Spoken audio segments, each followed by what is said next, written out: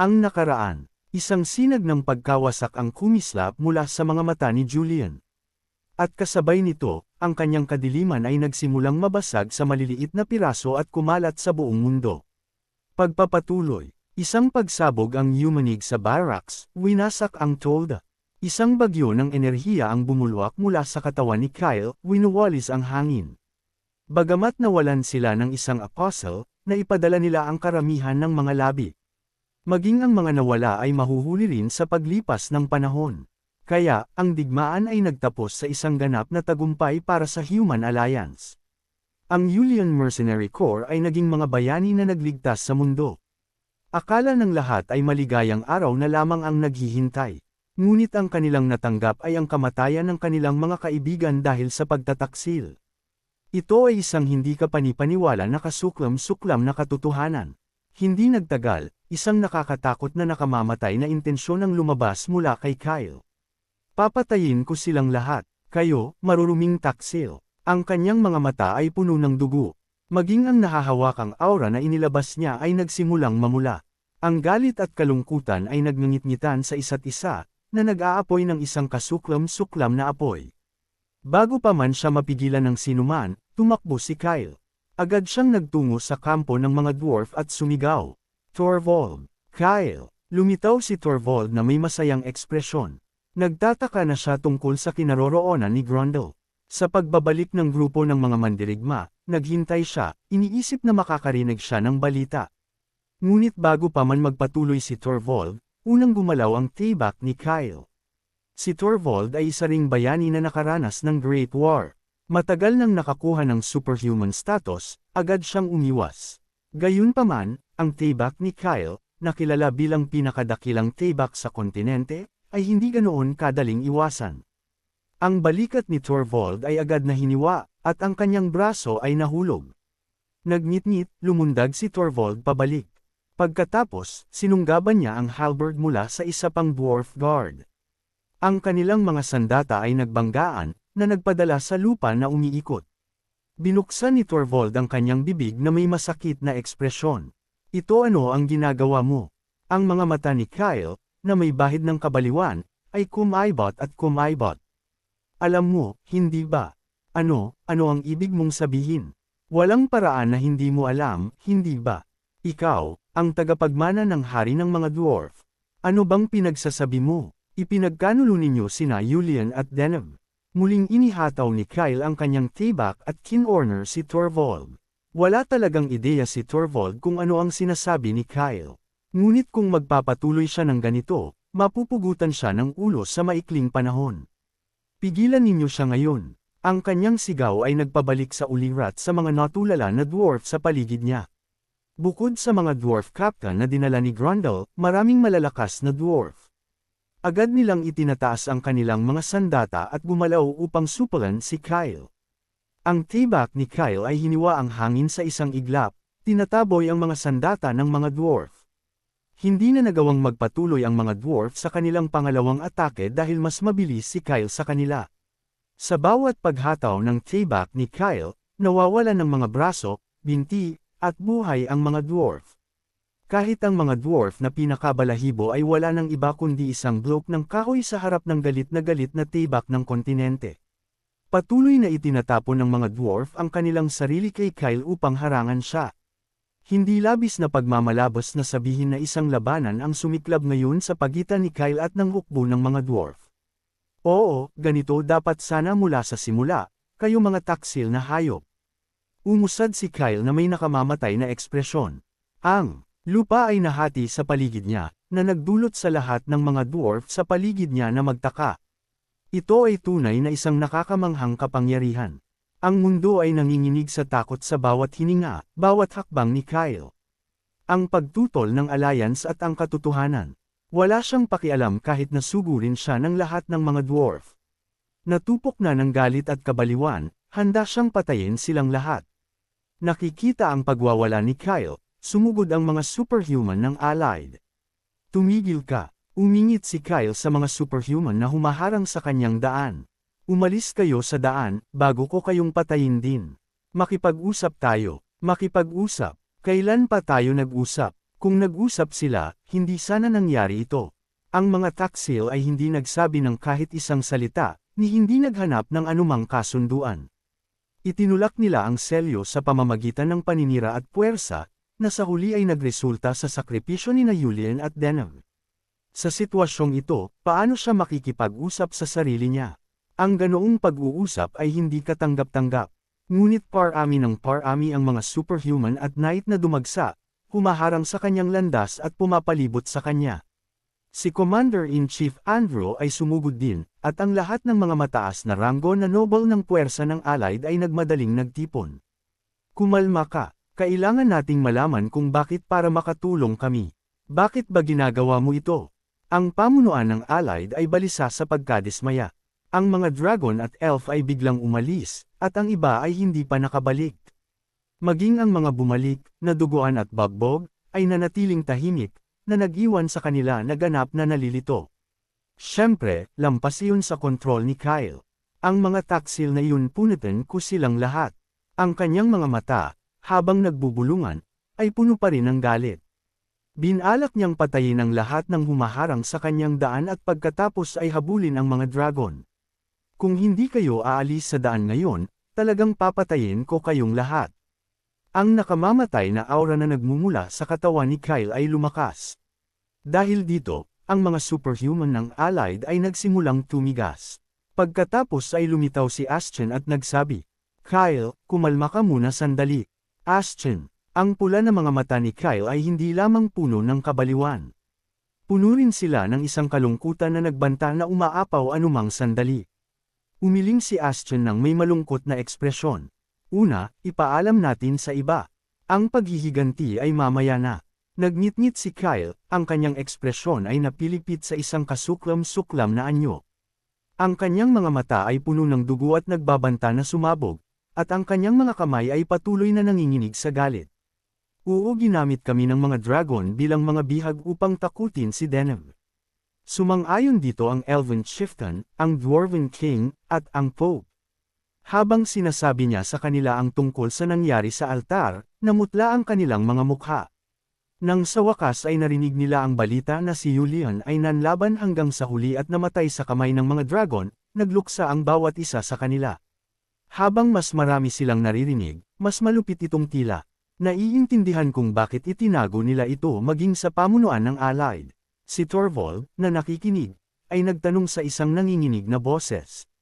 Kung gayon, paano ang aking ama? Namatay siya habang lumalaban upang pigilan kami.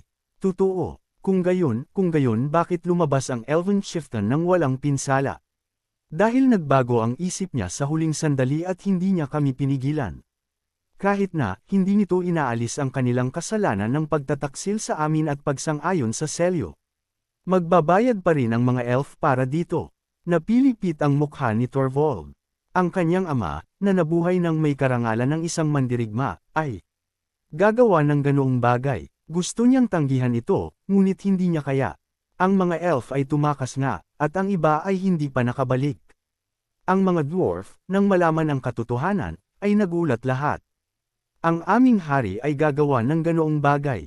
Hindi ako makapaniwala. Paano niya iiwan ang kanyang karangalan ng mandirigma? Ang pighati ng mga dwarf at ang paninira ng alliance. Ginawa ni Grundle ang desisyong iyon para sa ikabubuti ng kanyang lahi. Ngunit ang mga may hawak ng karangalan ng mga mandirigma ay hindi ito maunawaan kahit kaunti. Lumaban sila ng magkasama para sa mundo. Gayunpaman, sa huli, sila ay tinatakan bilang mga taksil.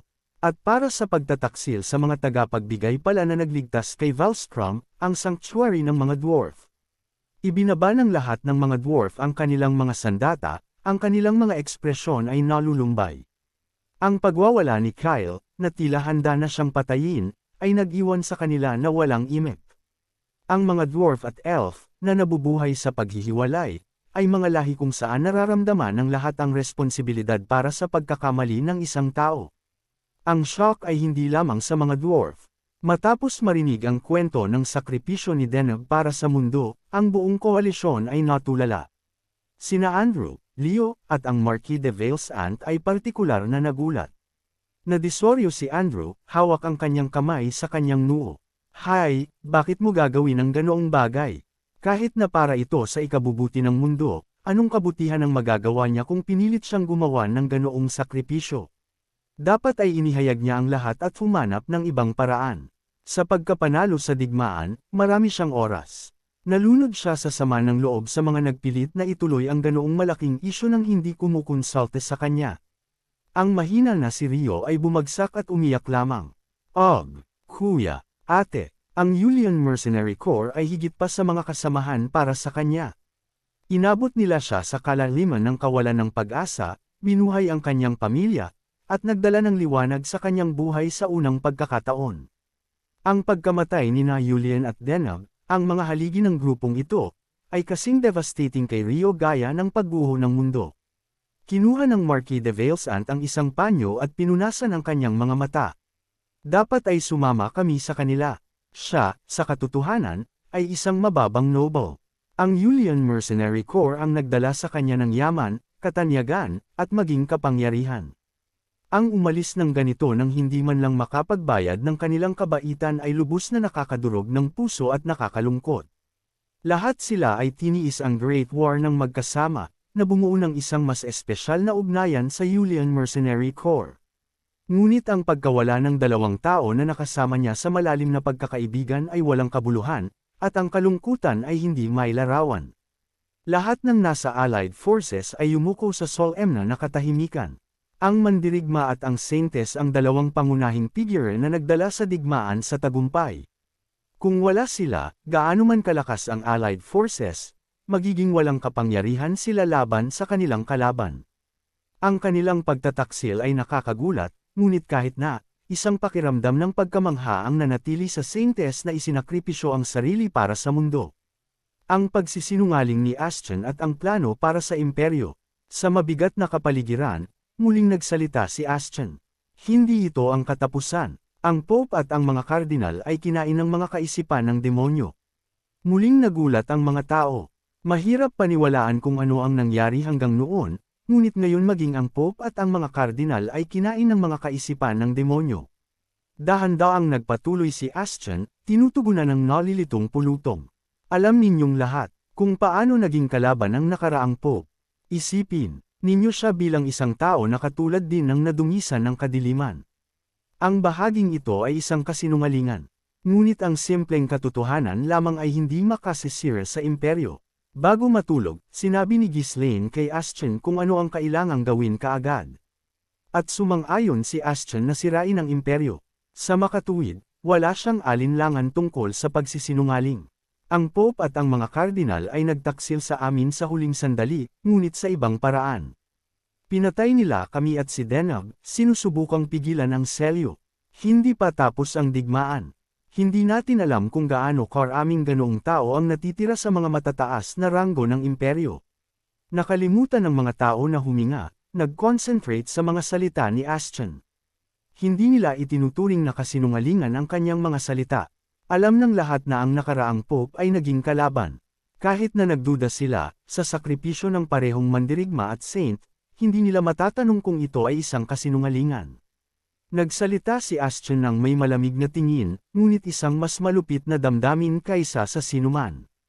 Sisiyasatin na namin ngayon ang mga mataas na pari ng imperyo, at aalisin namin ang lahat ng kanilang mga karapatan hanggang sa makumplito ang investigasyon.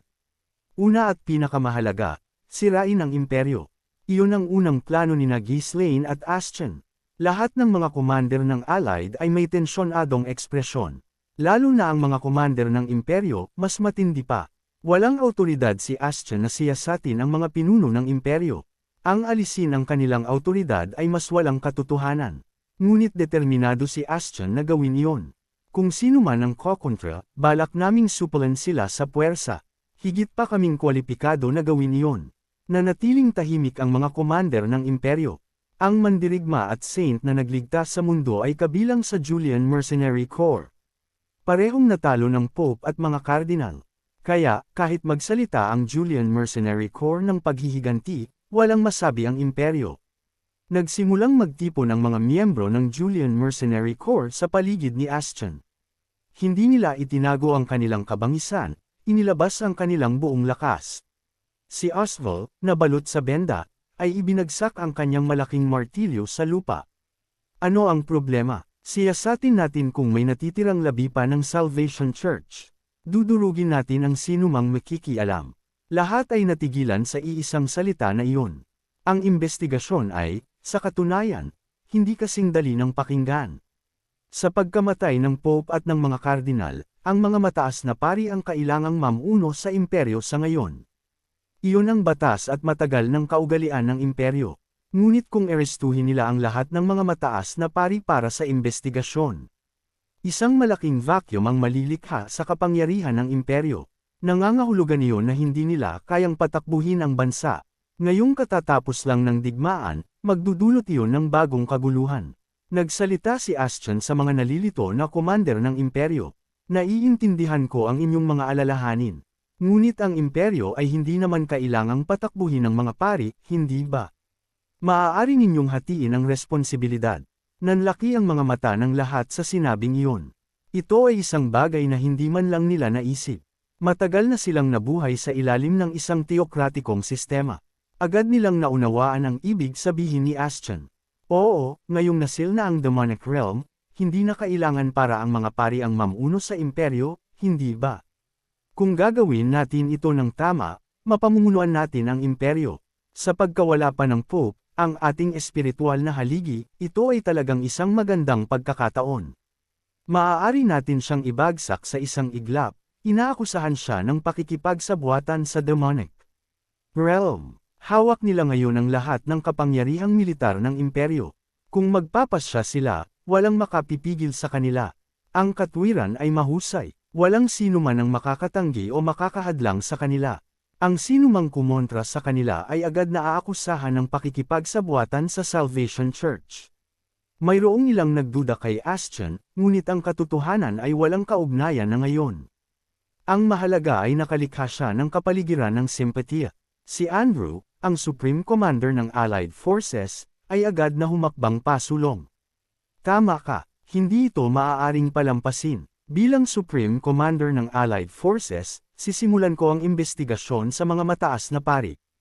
Matagal nang nakasama ni Andrew ang Julian Mercenaries. Alam niya eksakto kung ano ang gusto ni Astian. Gusto ni Astian na mahahati ang imperyo. Kung mangyayari iyon, hindi na ito matatawag na imperyo. Anuman ang gusto ni Astian, determinado si Andrew na sumunod. Sumang-ayon ang mga commander ng iba pang mga kaharian sa deklarasyon ni Andrew. Sumasang-ayon ako, hindi tayo dapat magpahintulot na may lumitaw pa ng mga labi ng Salvation Church. Dapat nating ganap na ugatin sila. Walang kahit isa man lang ang kumontra o nag-atubili. Hindi ito dahil sa di makatarungang sakripisyo ng mga mandirigma at saint. Ito ay dahil mayroon silang sariling mga bentahe. Ngayong nasil na ang demonic realm, hindi na kailangang sundin ang mga utos ng imperyo, hindi ba? Ito ang pagkakataon nating makatakas sa impluwensya ng imperyo. Hindi natin maaaring palampasin ang pagkakataong ito. Sa katunayan, hinanggad nila ang pagbagsak ng imperyo higit sa sinuman. Ginagamit ng imperyo ang demonic realm bilang dahilan upang apiin ang mga kaharian ng kontinente. Kahit ang isang maliit na digmaan ay mahirap isagawa ng walang pahintulot ng imperyo. Siyempre, nang matapos ang digmaan sa demonic realm, pinaliit ng imperyo ang panghihimasok nito. Kailangan ng oras para muling bumangon ang demonic realm, kaya reresolbahin nila ang kanilang matagal ng sama ng loob noon. Ngunit mayroon pa ring pagkadismaya. Matagal na itong patuloy na lumalaki. Hanggang noon, napilitan silang sumunod dahil sa demonic realm, ngunit ngayong nasil na ang demonic realm, ang panghihimasok ng imperyo ay hindi na kailangan. Dahil doon, sumang-ayon ang lahat sa Allied Forces. Walang kahit isa man lang ang kumontra. Ang mga pari ng imperyo na nananatili sa Allied Forces ay namutla, ngunit kailangan nilang manatiling tahimik kung ayaw nilang mahuli. Nag-iwan lamang ng isang maliit na puwersa upang bantayan ang demonic realm. Ang Allied Forces ay nagmarcha ng buong pagmamalaki patungo sa imperyo. Ngumiti sa loob ang mga commander ng imperyo. Isayang para sa mandirigma at sa saint. Ngunit salamat doon, may pagkakataon tayo.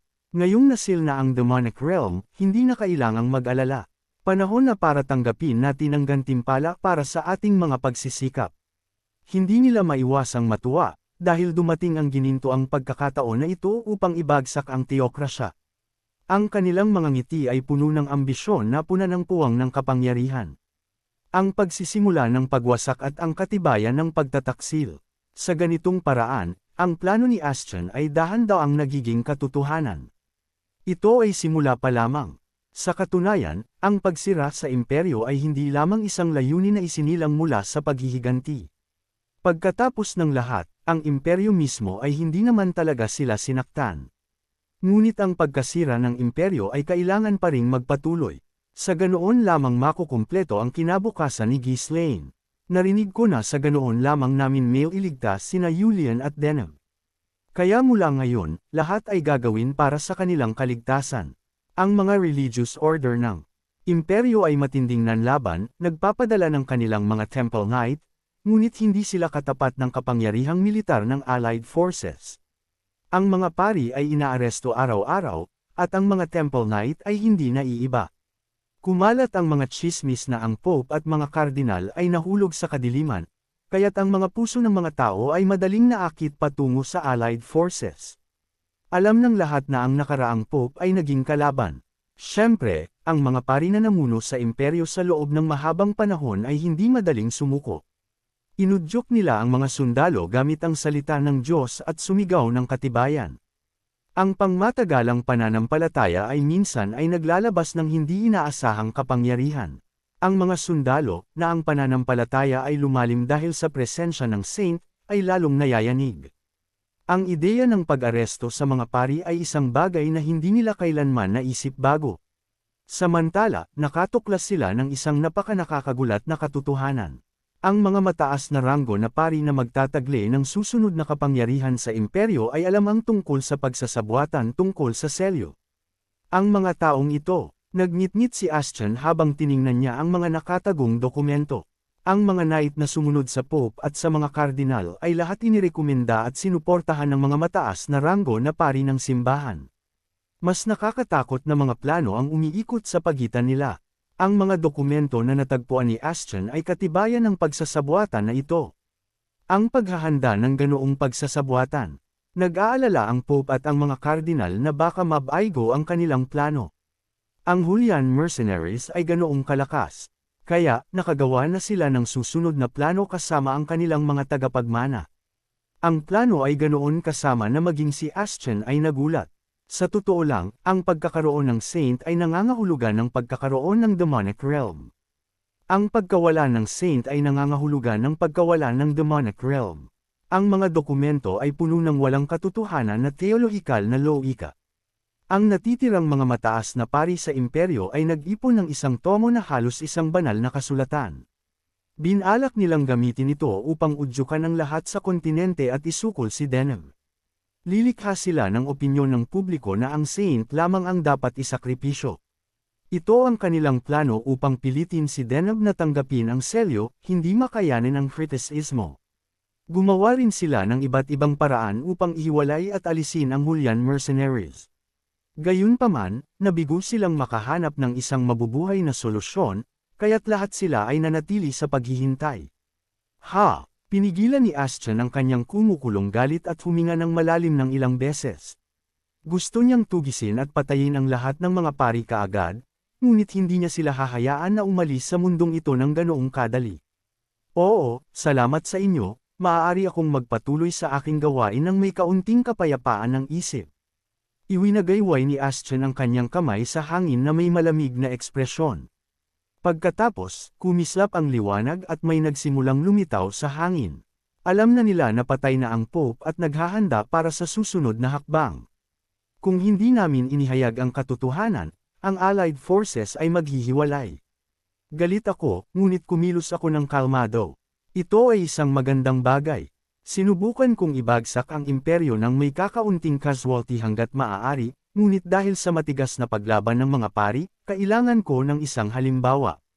Ang mga pari na nakilahok sa pagsasabuatan ang pinakaangkop na mga halimbawa. Kaya nagpasya akong bigyan sila ng pinakamasamang kamatayan. Ang tinangan ng katarungan at ang paghuhukom ng mga tao. Ang malaking parisukat ng kabisera ay siksikan ng mga tao. Si Andrew, na nakaupo sa pinakamataas na plataporma, ay sumenyas gamit ang kanyang kamay. Dalhin mo. Isang malaking iron scale ang lumitaw na may matinis na tunog. Sa gitna ng timangan ay nakatayo ang isang batong estatwa ni Diana, ang diyosa ng katarungan. Dalawang platong timangan ang nakabitin sa perpektong balanse sa mga crossbar na umaabot sa magkabilang panig na parang mga braso ng diyosa. Ang istrukturang bakal na ito, na puno ng bigat na parang bundok at isang malamig, matalim na kamahalan, ay naglabas ng isang napakalaking presensya na tumagos sa mismong hangin ng mga nakakita nito. Nagsalita si Andrew nang may walang pakialam na ekspresyon. Dalhin dito ang mga makasalanan. Hindi nagtagal, nagdala ang mga sundalo ng ilang mataas na ranggo na pari. Lahat sila ay sumunod sa yapak ng Pope at naghahanda ng kanilang susunod na balak.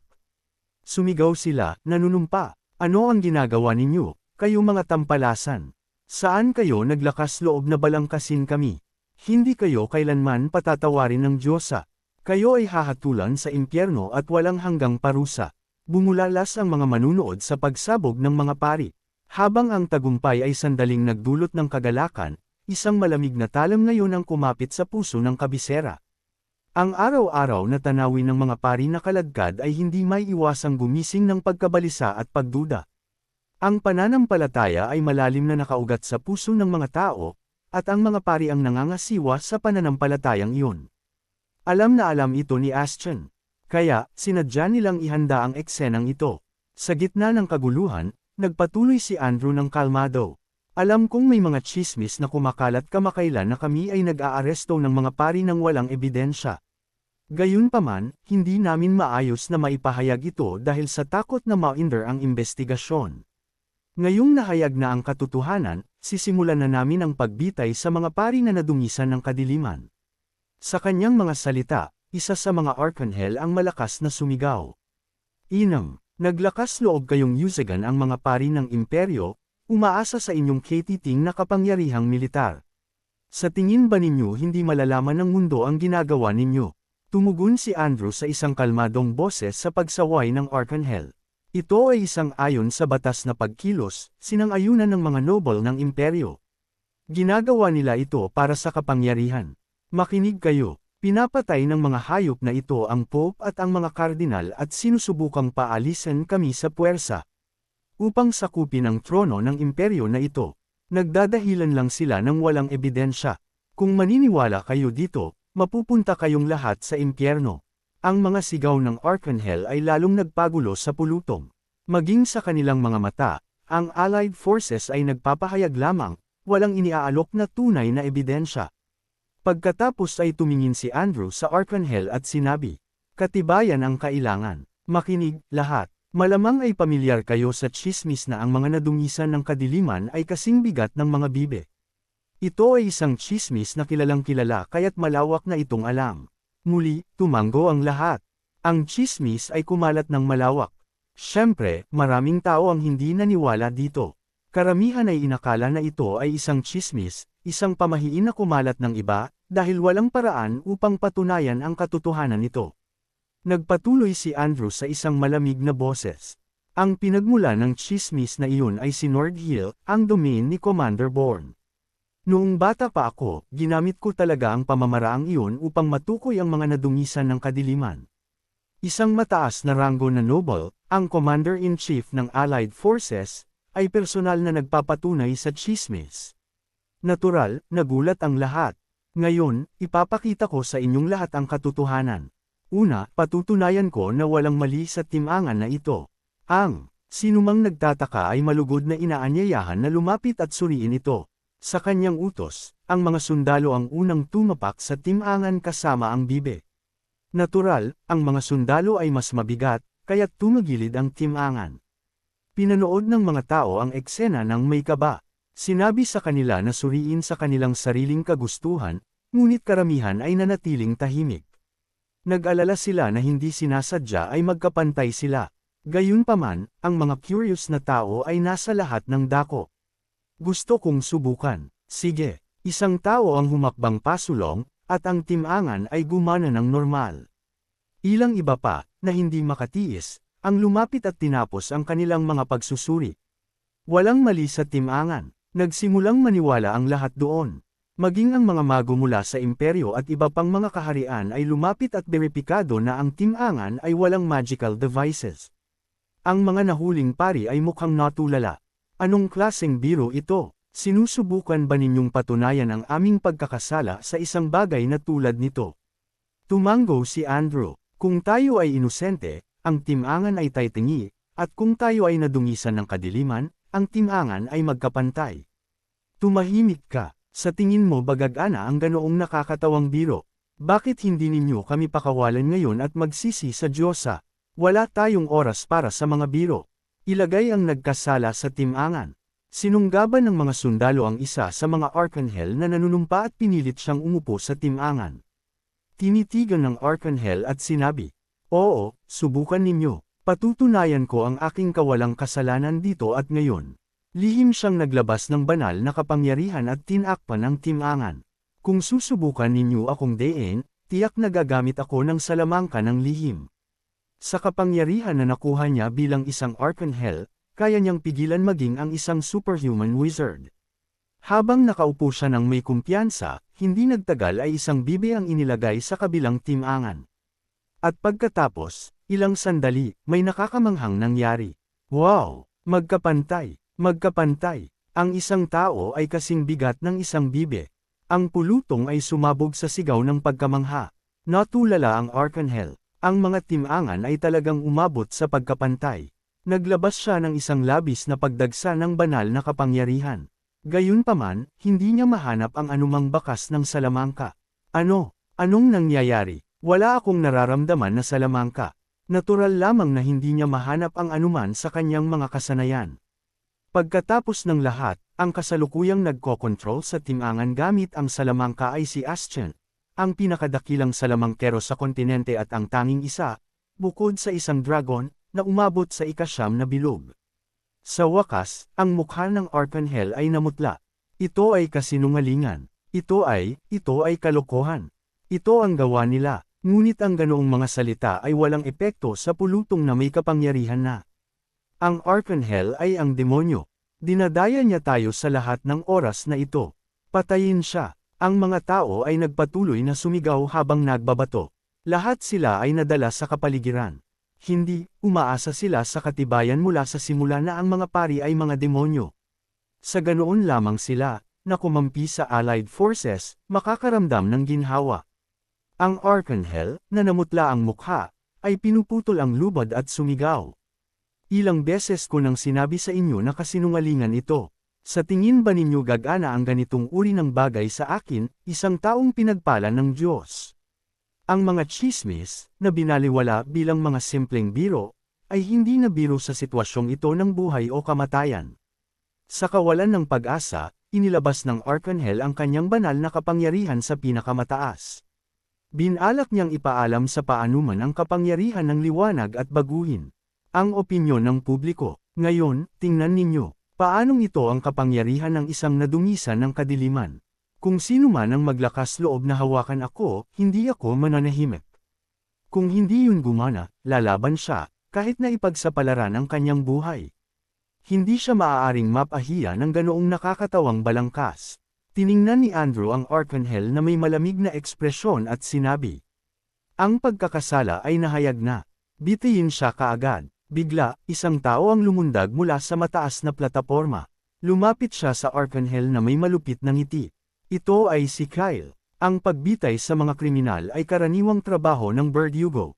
Gayunpaman, kung ang kriminal ay malakas, maaaring sakupin ng isang mahusay na knight ang papel na iyon. Si Kyle, na nalaman ang balangkas ng mga pari, ay nagboluntaryo na isagawa ang pagbitay ng walang pag-aatubili. Ang pulutong ay sumabog sa pagkasabik sa biglaang paglitaw ni Kyle. Kilala nilang lahat siya bilang ang pinakadakilang eskrimidor ng kontinente at ang hari ng mga taybak. Wow! Ang pinakadakilang eskrimidor ng kontinente. Ang hari ng mga taybak mismo ang humahatol. Kyle! Kyle! Kyle! Lumapit si Kyle sa Archangel, ang kanyang mga mata ay nag-aalab na parang apoy ng impyerno. Tunay, hindi ko alam na ang pagpatay sa isang tao ay maaaring ganito kasabik. Ang Archangel ay natigilan sa harap ng kabangisan, ang kanyang kagustuhang lumaban ay nawala. Ang Archangel ay nagtataglay ng mga banal na kapangyarihan na katumbas ng isang superhuman. Gayunpaman, sa buong buhay niya ng komportableng kapangyarihan, hindi pa siya nakaranas ng ganoong kabangisan. Sinunggaban ni Kyle ang Archangel sa lalamunan at sinabi ng tahimik, "Narinig ko rin iyon. Ano ang sinasabi mo? Naghahanda kayo na isakripisyo ang Saint, hindi ba? Ipagpapatuloy ninyo ang proseso kung mabibigo ang Pope. Iyan ay isang hindi pagkakaunawaan, isa lamang sa maraming posibilidad. Hindi pagkakaunawaan, isang posibilidad. Hindi naman ito talagang ginawa." Sa mga salitang iyon, itininaas ni Kyle ang kanyang tibak na may malademonyong ekspresyon. Oo, dahil sina Julian at Deneb ay itinapon na ang kanilang sarili, hindi na kailangan para makialam pa kayo. Ngayon, hintay, magpaumanhin ng walang hanggan sa impyerno, kayo mga taksil na hayop. Huli na nang ilabas ng Archangel ang kanyang banal na kapangyarihan sa limitasyon. Gayunpaman, madaling hiniwa iyon ng tibak ni Kyle. Sa isang solong hataw, ang katawan ng Archangel ay nahati sa dalawa. Ang dugo ay sumabog na parang talon at tinakpan ang mukha ni Kyle. Ngunit pinanood niya iyon ng walang kurap.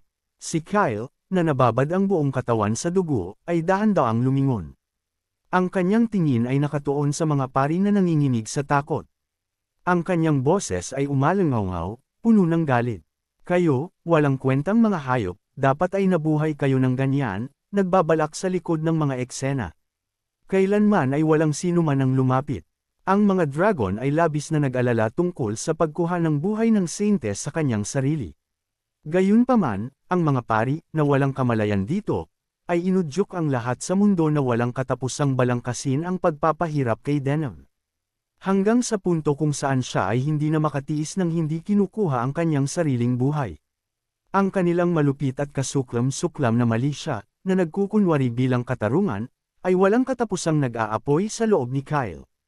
Muling nagsalita si Andrew sa isang malamig na boses. Ilagay ang susunod na makasalanan sa timangan. Sa mga sigaw, ang mga pari ay kinaladkad palabas isa-isa, tumapak sa timangan. Nang walang pagbubukod, lahat sila ay binabalanse ang timangan, pinatutunayan ang kanilang pagkakasala. Ay inosente ako, itigil ang huwad na paglilitis. Na ito kaagad. Ito ay isang pagsasabuatan. Isang pagsasabuatan ng Allied Forces. Paano ninyo ito magagawa sa mga naglilingkod sa Diyos? Sila ay nagpumiglas, naglalabas ng banal na kapangyarihan habang nanlalaban. Ngunit walang awang hinato ni Kyle ang mga pari gamit ang kanyang tibak. Sa tuwing magkapantay ang timangan, isang pari ang nawawalan ng buhay. Si Kyle, na tila nilalamon ang kanyang mga kaaway, ay ginamit ang lahat ng kanyang lakas upang pugutan ang mga pari at durugan ang kanilang mga ulo. Hatiulang patayin ang mga pari na nagbenta ng kanilang kaluluwa sa demonyo. Sila ang mga nagpaparumi sa pangalan ng imperyo. Ang mga tao ay sumigaw ng pangalan ni Kyle ng mas malakas pa. At sa ganoon ay namatay ang mga pari ng kahabag-habag, dala ang kaiyahiyang tatak. Ngunit ang mukha ni Kyle ay pilipit pa rin sa galit at kalungkutan. Gaano man karami sa mga kasangkot sa pagsasabuatan ang kanyang pinatay, ang apoy na pumuno sa kanyang puso ay hindi bababa kahit kaunti. Oo, kayo ay maliit na isda lamang. Ang mga tunay na karapat-dapat na patayin ay ang mga dragon na nagplano ng selyo at nag-orkestra ng trahedyang ito. Ang pag-iisip pa lamang sa kanila ay lumalamon sa kanya ng isang mabangis na galit na nagpapakulo sa kanyang dugo. Simula noong trahedyang araw na iyon, hindi pa nakakatulog ng maayos si Kyle. Kahit na nakarating na siya sa punto kung saan hindi na niya kailangang matulog ng matagal, pinipilit niya ang kanyang sarili na matulog, desperadong kalimutan ang kanyang pagdurusa. Sa tuwing gagawin niya ito, sisipian siya ng mga bangungot. Ang mga imahe ni Julian at Deneb na ninanais niya ay lilito sa kanyang mga panaginip, mga bangungot ng mga dragon na lumalabas at sinisira siya. Kaya't hindi siya makatulog ng mapayapa kahit isang gabi. Maghintay kayo, papatayin ko kayong lahat. Nararamdaman niya na sa pagpatay lamang sa kanilang lahat siya makakalabas sa mga bangungot na nagpapahirap sa kanya gabi-gabi. Maghintay lang ng kaunti pa. Darating ang oras kung kailan ang lahat ng iyong galit ay sasabog. Oo, kaya hanggang noon. Nagpa siya ang Marquis of Nordhill, si Leo, at ang Marquis of Vales na suportahan ang Stoffendocs, ang pamilya ng aking disipulo na si Lucian. Lahat ay nagpatuloy ng maayos tulad ng pinlano namin. Sa sandaling nahati ang imperyo, nangako ang Stauffen Dukes na suportahan ang pagtatatag ng isang bagong kaharian sa teritoryo na malapit sa demonic realm. Nagpasya kaming koronahan si Lionel bilang hari ng bagong kaharian. Iyon din ang desisyon ni Ghislaine. Sa katunayan, wala nang iba na angkop bukod kay Lionel. Si Lionel, na nagmula sa isang kilalang pamilya ng imperyo, ang pinakaangkop na tao upang maging bagong hari. Si Lionel, na naging isang Temple Knight at kalaunan ay sumali sa isang mercenary group, ay tinalikuran ng kanyang pamilya, ngunit gumalaw upang bawiin ang kontrol sa pamilya. Bilang isang bayani na ng kontinente, madali niyang kinuha ang lahat ng mayroon ang pamilya. Abalado kami, napakaraming dapat gawin upang hatiin ang imperyo. Samantala, lihim na lumapit sa akin si Erineth at nagpaalam. Hindi mo kasalanan. Sa mga salita ni Astion, yumuko si Erineth sa katahimikan. Ang kanyang kutis ay mas haggard kaysa sa sinuman. Ang kanyang sariling lahi, ang mga elf, ay nagkanulo kina Julian at Denham. Bilang isang elf mismo, nakaramdam siya ng malalim na pagkakasala para sa insidente. Sinabi sa kanya ng kanyang mga kaibigan na ayos lang, ngunit hindi agad matanggap ni Erineth ang kanilang aliw. Pagkatapos ng lahat, siya ay isang elf. Siguro sa tuwing makikita nila siya, may isip nila ang iba pang mga elf, ang mga taksil. Hindi niya makayanan ang tingin na iyon. Sa paglipas ng panahon, dahan-daang nawawasak ang lahat. Pagkatapos ng mahabang katahimikan, sa wakas ay nagsalita si Erineth ng may kahirapan. Gusto ko lang bumalik sa kagubatan. Tapos na ang ating pakikipagsapalaran ngayon. Oo. Dahan-daang tumanggo si Astion. Hindi pa niya sinasabi sa sinuman na bumalik na si Ghislaine. Binalaan niya sila na huwag sabihin maging kay Lionel, kaya't ang kanyang mga kaibigan ay nanatiling walang kamalayan. Kailangan niya, sa ganoon lamang si Erineth makakabalik sa kagubatan, mananahin sa posisyon ng chieftain, at makakakita muli kay Ghislaine pagkatapos ng 1,000 taon. At alam ni Astion, na ang mga pagnanais ng mga tao ay malapit ng kumalat sa mga elf at dwarf. Hindi na natin sila matutulungan pa. Lahat ay kailangang sumunod sa kanyang kurso. Wala ring intensyon si Astion na pigilan ang daloy na iyon. Hindi, balak niyang hikayatin iyon. Hindi niya gusto na masaktan si Erineth sa proseso. Ito rin ang opinyon ni Ghislaine. Kaya't hindi niya pinigilan si Erineth na umalis. Malapit siyang umalis patungo sa isang malayong lugar na hindi alam ng sinuman, tahimik, sa yakap ng World Tree, at mahulog sa isang mahabang pagtulog. Si Erineth, pinindot ang kanyang mga kamay sa kanyang mga mata, ay dahan-daang itinaas ang kanyang ulo at sinabi, "Pakisabi ng kumusta sa aking iba pang mga kaibigan sa halip, at na humihingi ako ng paumanhin na hindi ko kayo masabi ng personal." Ang kanyang boses ay kalmado, ngunit ang pagkakasala ay may bahid ng bawat nanginginig na salita. Hindi ito isang simpleng poem, kundi isang pagtatapat mula sa isang taong hindi makapagpatawad sa sarili. Tinitigan siya ni Astion ng tahimik, pagkatapos ay tumanggo ng tahimik. Oo, gagawin ko. Malamang ay makakarinig siya ng ilang sama ng loob mula sa kanyang natitirang mga kaibigan, bagaman alam ang kanyang sakit ng mas mahusay kaysa sa sinuman, walang pagpipilian si Astion kundi tanggapin ang kanyang ibig sabihin. Huminga ng malalim si Erineth at pinilit ang isang maliwanag na ngiti. Mag-ingat kayo, mamaya kapag medyo gumaling na kayo magkita tayo ulit noon. Sigurado, ngumiti si Astion pabalik at sumagot. Oo, sigurado. Ang dalawa ay ngumiti at nagpaalam sa huling pagkakataon. Gayunpaman, alam nilang pareho na hindi na sila magkikita muli. Ang pagbati na ito ay tanging isang ritual na naglalaman ng isang masidhing hiling na hindi kailanman matutupad. Isang banayad na simoy ng hangin ang hamampas sandali. Ginulo ng hangin ang buhok ni Astion. Ipinikit niya ang kanyang mga mata sandali, at nang imulat niya muli ang mga ito, wala na si Erineth. Ipinikit ni Astion ang kanyang mga mata at bumulong sa hangin. Poem. Ang mahina na amoy ng mga bulaklak na dala ng hangin ay unti-unting kumupas at hindi nagtagal ay nawala. Ang pagtatapos ng adventure at ang paghahanap kay Dark. Noon lamang niya napagtanto na ang tunay na paghihiwalay ay dumating na. Tumayo si Astion doon ng matagal. Ang amoy ng mga bulaklak ay kumupas, ngunit ang mga salita na iniwan niya ay nakapirmi pa rin sa kanyang mga tainga. Dahil tapos na ang ating pakikipagsapalaran. Ang ating pakikipagsapalaran ay, ngumiti si Ashton ng mapait at malungkot. Oo, ang aming pakikipagsapalaran na nagligtas sa mundo ay natapos na. Ngayon, kailangan nating tumayo sa mga guho ng nakaraan, na nagiging pataba para sa isang bagong kinabukasan. Bagamat hindi namin nakikita ang katapusan sa aming sariling mga mata, sa pag-asa na tiyak kaming magtatagumpay. Habang gumagaling ang katawan ni Ashton, ang kamalayan ni Ghislaine ay unti-unting bumalik. Si Dark ang unang maingat na nagtanong kay Ghislaine na nagising. Master, bakit? Ang mga espirito na inilabas ni Julian hindi ba ako yun? Ang isang dakilang nilalang na tulad ko ay nilikha mula sa itinapon na mga labi ng iba. Iyon ay walang katotohanan, hindi ba? Kahit gaano ko paisipin, hindi ito nararamdaman na ako. Tuldok. Nanatiling tahimik si Ghislaine. Itinuring ni Dark ang kanyang sarili na hari ng espirito, o isang orihinal na dakilang nilalang ng katulad na kalibre. Bagamat walang sino man ang kumilala sa kanya bilang ganoon. Gayunpaman, si Dark ay palaging matatag. Ang kanyang pagpapahalaga sa sarili ay tunay na pinakadakila sa mundo. Pagkatapos, sa pagpapatutuo sa mga labi ng mga espirito, nagdusa siya ng isang nakamamatay na pagkalito ng pagkakakilanlan. Nakilala sila ni Ghislaine agad, ngunit hindi naglakas loob na magsalita.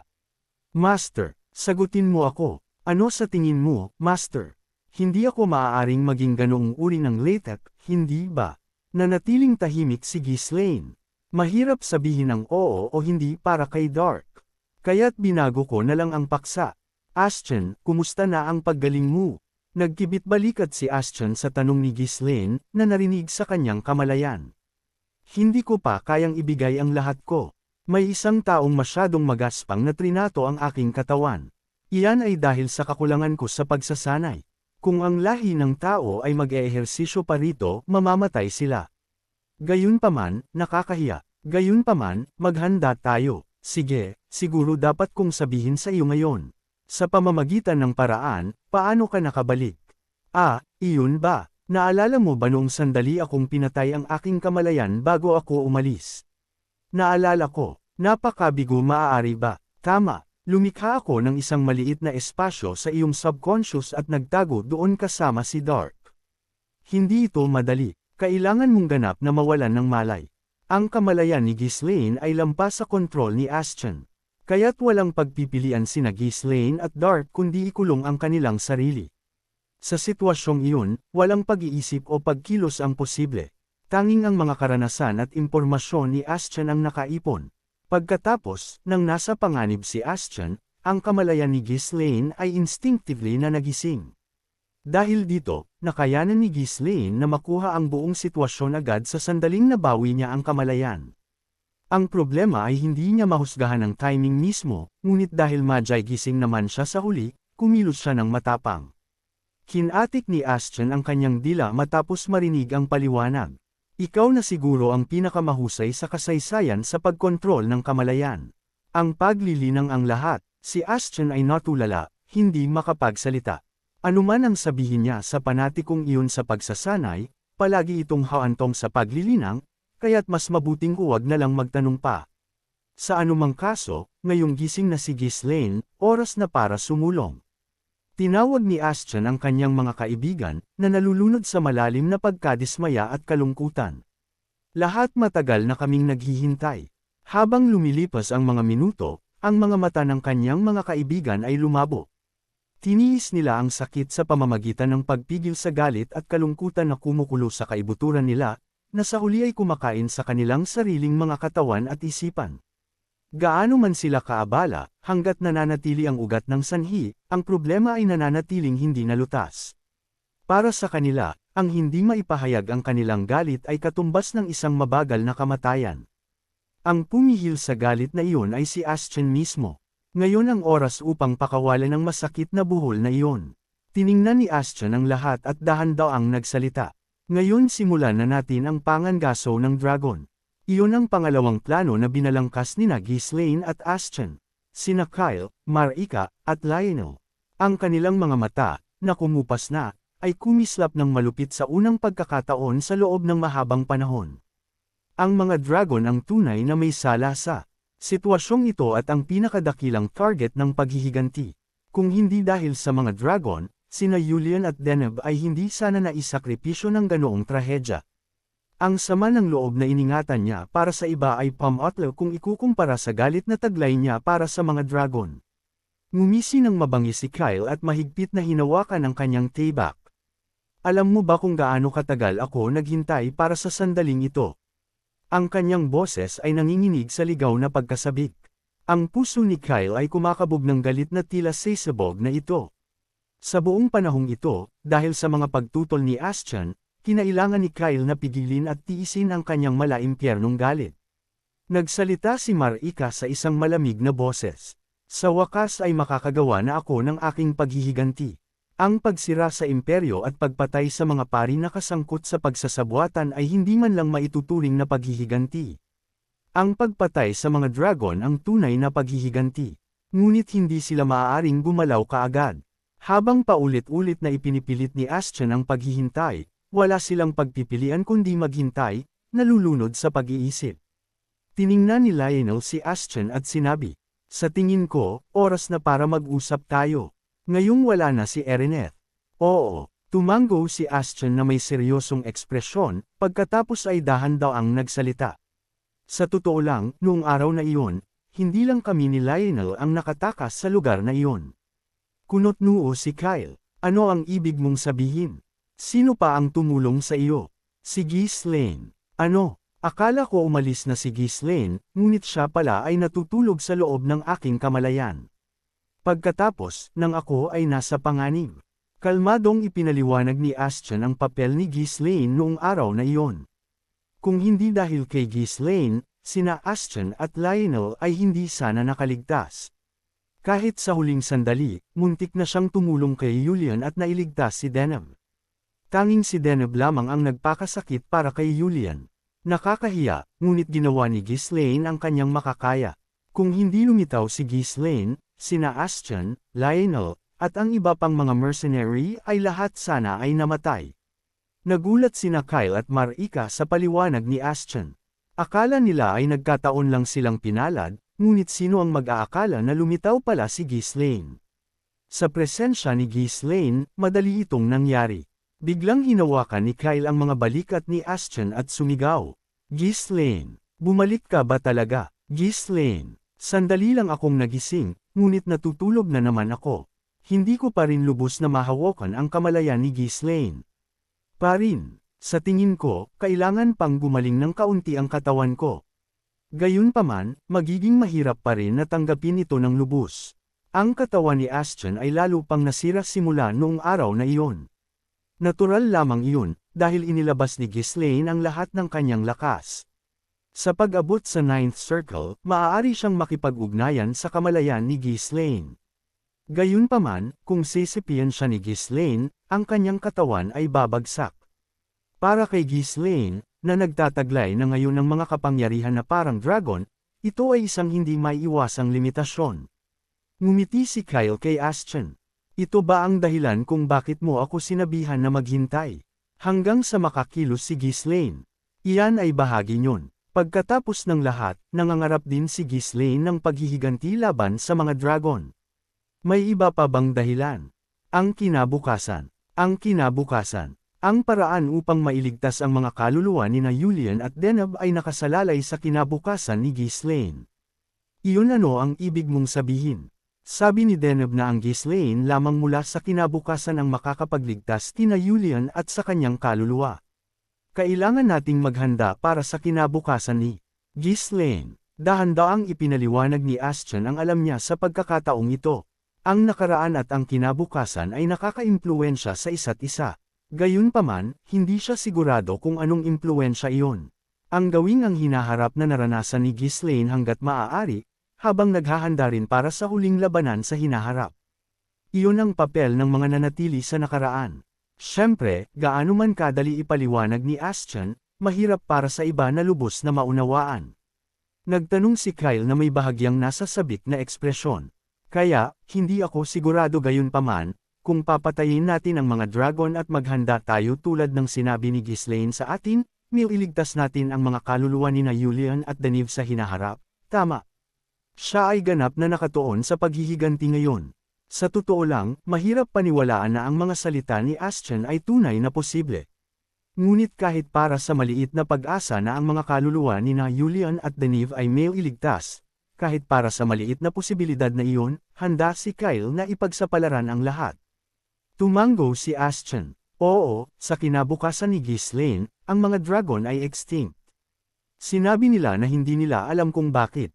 Ngunit ang dahilan, sumagot si Kyle na may nakakatakot na kislap sa kanyang mga mata. Maaaring kami iyon. Maaaring totoo iyon. Well, kung mabibigo tayo, baka mag-extinct sila dahil sa ibang dahilan. Walang ganoong bagay na pagkabigo. Tumango sina Marika at Lionel sa matatag na mga salita ni Kyle. Ang mga dragon ay mga nilalang na hindi magiging kasiya siya kahit nanguyain sila. Determinado siyang patayin silang lahat, kahit na ipagsapalaran pa ang kanyang buhay. Ngumiti si Astian sa kumpiyansa ng kanyang mga kaibigan at binuksan ang mapa. Binibilang ang mga dragon na nakilahok sa pagtugis, marami pa rin ang natitira.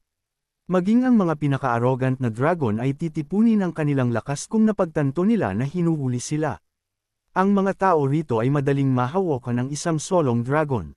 Ngunit kung marami ang magtitipon, nagiging mahirap itong hawakan. Sa makatuwid, kailangan nilang bawasan ang kanilang mga numero sa lalong madaling panahon habang sabay na tinutukoy ang kanilang mga lokasyon. Sa mga nakaligtas na dragon, 3 lamang ang natukoy ang lokasyon. Sa ngayon, kailangan nating alisin muna sila. Sa kasalukuyang edad, ang mga lokasyon ng mga dragon ay isang lihim. Tanging ang Dragon Lord, na sumasakop sa isang malawak na lupain at nag-uutos ng isang malawak na hukbo ng mga halimaw, at ang mga dragon na nakipagtulungan sa mga kalapit na kaharian upang subaybayan ang demonic realm, ang nagbubunyag ng kanilang mga lokasyon. Isa lamang ang dahilan. Maaaring targetin ng mga mataas na pari ng Salvation Church ang isang nag-iisang dragon. Itinuro ni Astian ang isang lugar sa mapa. Ang una nating target ay ang pulang dragon na si Cavarnex.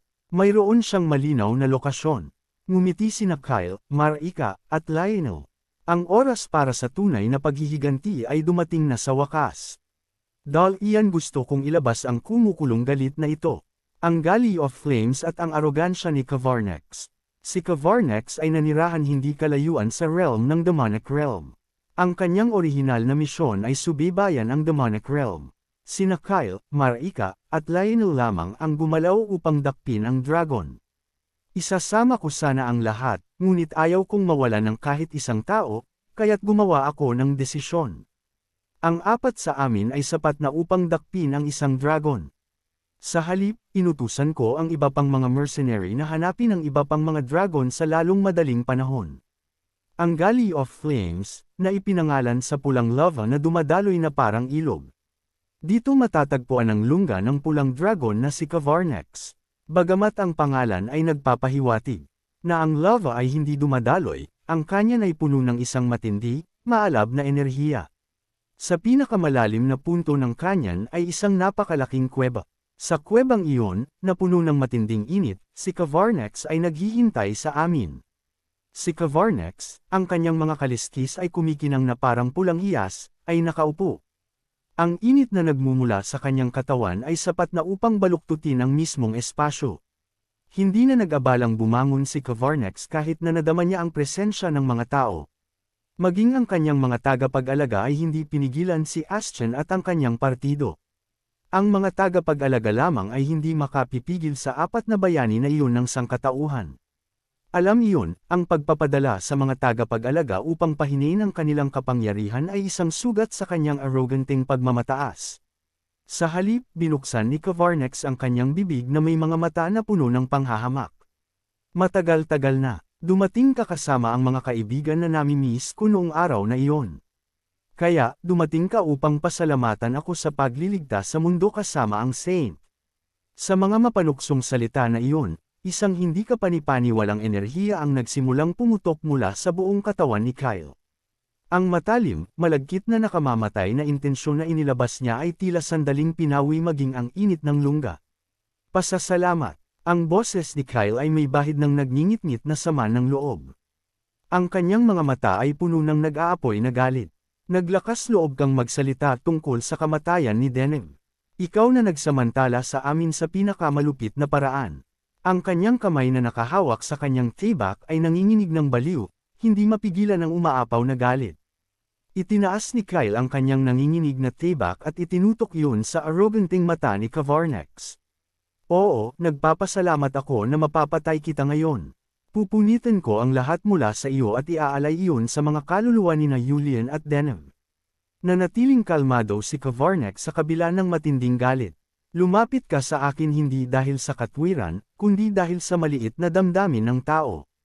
Hanggal na tao, ang iyong nag-aapoy na emosyon ay lalamog ng mas mabilis kaysa sa lava sa ilalim ng lupang ito. Malapit ka ng maging abo. Habang binuksan ni Kavarnex ang kanyang bibig, isang makapangyarihang flame breath, na tila sinusunog ang kalangitan at ang lupa, ay sumabog. Kasabay nito, si Lionel ay lumundag pasulong na parang kidlat. Ang kanyang kalasag ay bumulwak ng mana, na lumilikha ng isang napakalaking balakid. Kasabay nito, ang salamangka ni Ashton ay naglabas ng isa pang nagsasapaw na kalasag sa harap niya. Ang flame breath ay bumangga sa kalasag, na naglabas ng isang nakakabinging dagandong. Si Lionel ay nakatayo ng matatag, hindi natitinag na parang bato. Ang bawat kalamnan sa kanyang katawan ay sumisigaw, ngunit hindi siya umurong. Iba na ngayon. Ito ay iba sa araw na yun kung kailan siya simpleng lumaban sa mga atake ng dragon ng mag-isa. Ngayon, mayroon siyang mga kaibigan sa tabi niya upang makipaglaban sa kanya. Ang kalasag, na puno ng kanyang determinasyon, ay pinuprotektahan ang lahat mula sa apoy na parang isang simbolo ng paghihiganti. Hindi hahayaan ni Kyle na mapalampas ang pagkakataong iyon. Ang mga panginginig ng galit ay naglaho, at ang kanyang tingin ay naging isang talam na sabik sa patayan. Sinipa ni Kyle ang lupa at lumundag pasulong. Ang kanyang tibak ay lumipad sa isang iglap, hinihiwa ang leeg ni Kavarnex. Si Kavarnex, na naghinga ng kanyang hininga, ay tumingin kay Kyle. Kasabay nito, isang makapangyarihang siyam na bilog na kalasag ang lumabas sa paligid ng kanyang leeg. Gayunpaman, isang makapangyarihang panghihimasok sa magical energy array ang nagpahina sa kapangyarihan ng kalasag. Ang kalasag ay nahati at ang tibak ni Kyle ay humiwa ng malalim sa leeg ni Kavarnex. Gayunpaman, si Kavarnex ay isang dragon na lumaban sa isang dakilang digmaan. Ang kanyang karanasan sa labanan ay hindi bababa sa kanila. Ang malaking paa ni Kavarnex, na katatapos lang ng hininga, ay tumama sa katawan ni Kyle. Agad na naglagay si Ashton ng kanyang kalasag, ngunit si Kyle ay itinapon pabalik, bumangga sa pader ng kuweba. Hindi binigyan ni Kavarnex si Kyle ng oras upang magpahinga. Sa isang iglap, isang higanting sibat ng apoy ang nalikha at inilunsad patungo kay Kyle. Gayunpaman, sa pagkakataong ito, nang himasok ang salamangka ni Ashton, na binawasan ang kapangyarihan at bilis nito. Dahil dito, mabilis na nakaiwas si Kyle sa sibat ng apoy. Ang tingin ni Kavarnex ay bumaling kay Ashton. Kailangan ko siyang patayin muna. Gaano man kahusay na salamangkero si Ashton, hindi niya kayang talunin ang isang dragon gamit ang salamangka. Gayunpaman, kung suportahan niya ang iba gamit ang sopistikadong salamangka, walang magiging mas mahirap. Magkakaroon ng napakaraming lugar na dapat alalahanin. Kung aalisin si Ashton, maaari nilang labanan ang iba ng puwersa sa puwersa. Para sa dragon, iyon ay mas simple at mas mahusay. Maraming magic circle ang nabuo sa paligid ni Kavarnex na parang apoy. Balak niyang kontrolin ang iba habang itinutuon ang lahat ng kanyang salamangka kay Ashton. Naglabas si Kavarnex ng isang barrage ng salamangka nang walang pinipili. Hinarangan ni Lionel ang mga pinakamakapangyarihang spell gamit ang kanyang katawan, habang si Ashton ay naglagay ng mga kalasag upang pagaanan ang kanilang kapangyarihan. Ngayon, maging ang mga gumuguhong labi mula sa kuweba ay nagdulot ng banta. Habang ang lahat ay abala sa pag-iwas o pagharang, naghihintay si Kavarnex para sa isang solong, mapagpasyang pagkakataon. Ang natipon sa harap ni Kavarnex ay maliliit na punto ng kapangyarihang mahiwagana. Ang napakalaking kapangyarihang mahiwagana ay kumondensa at nakatuon, isang masa ng kapangyarihang mahiwagana na puno ng hindi pa naganap na kapangyarihan. Kung tatamaan niya ito, ang ulo ni Ashton ay sesabog sa isang iglap. Pagkatapos, bigla, napagtanto niya ang isang kakaibang bagay. Tatlo, nawawala ang isa sa kanila. Nandoon sila ilang sandali bago bumagsak ang mga labi ng kuweba. Maaari bang sinamantala nila ang maikling sandali ng pagtatabing? Ang sandali na nakaramdam si Kavarnex ng ginaw at binuksan ang kanyang ulo, may isang bagay na bumangon mula sa kanyang anino. Ang balisong ni Marika ay malamig at kalmadong pinuputol ang mga litid ng likod na binti ng dragon. Ang kanyang mga paggalaw ay walang kamali-mali, walang ni isang pagkakamali. Ang katawan ni Kavarnex ay tumagilid sandali, ang kanyang mga litid ng binti ay naputol. Nakalimutan ko, palagi siyang naging isang malabo na presensya, na tila nandyan at wala, kaya't maging ang isang maikling sandali ng pagkawala sa paningin ay sapat na upang kalimutan siya. Kahit na alam niya na ang kanyang lagim ay matatagpuan mismo sa pagiging lihim na ito, siya ay ganap na walang kamalayan sa arogansya ng dragon. Ang arogansya na iyon ay nagdulot ng seryosong pinsala. Desperadong inilabas ni Kavarnex ang kanyang salamangka, itinapon si Marika. Ang puwersa ay sumikat sa lahat ng direksyon, na nagpilit kay Marika na umurong. Agad na nagsagawa si Kavarnex ng healing magic sa kanyang sariling mga binti.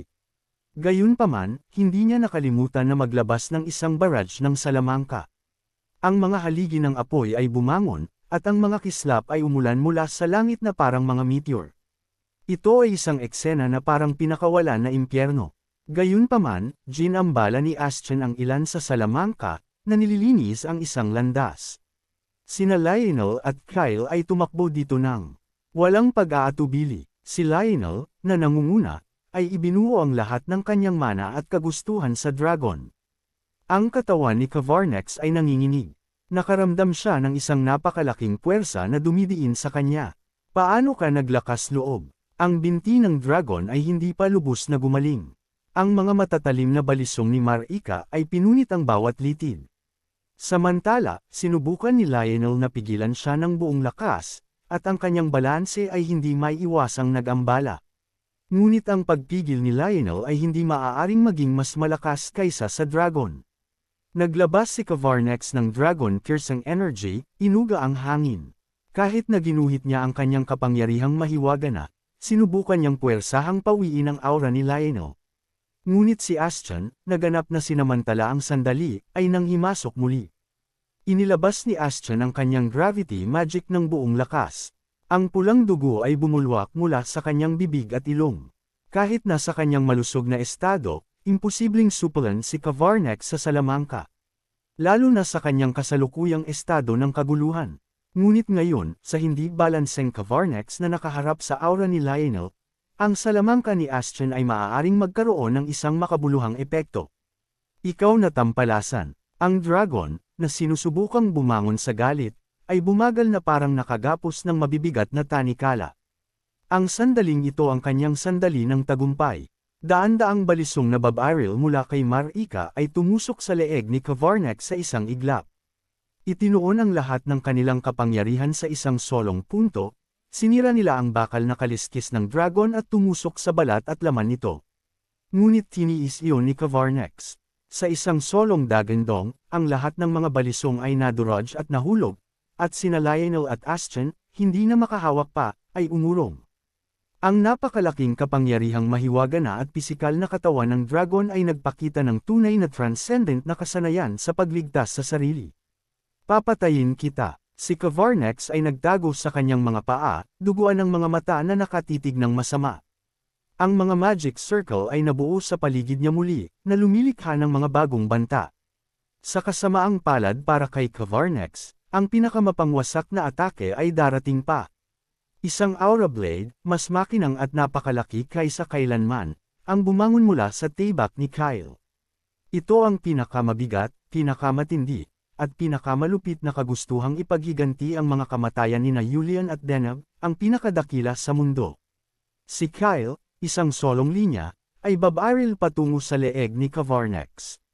Sa katatapos lang na makatakas sa panghihimasok nina Lionel at Astrid, si Kavarnex ay halos walang depensa. Sa mabilis na sandaling iyon, tinarget ni Kyle ang perpektong target na pinahina ni Marika. Abangan! Kung nagustuhan po ninyo ang aking recap, huwag sana ninyong kalimutan ang mag-like o mag-comment. Maraming salamat.